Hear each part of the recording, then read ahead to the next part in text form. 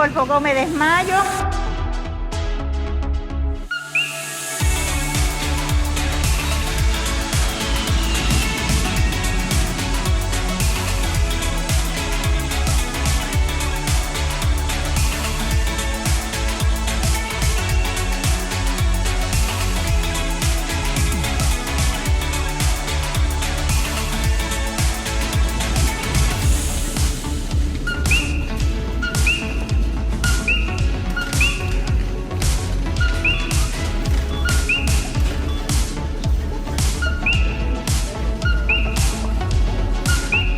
¿Pero no la escucha? Y ahora medalla.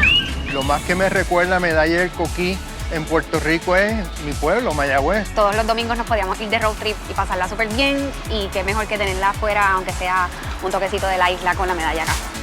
Sentí como que estuviese en casa. ¿Qué puertorriqueño no se siente orgulloso de escuchar el canto del coquí?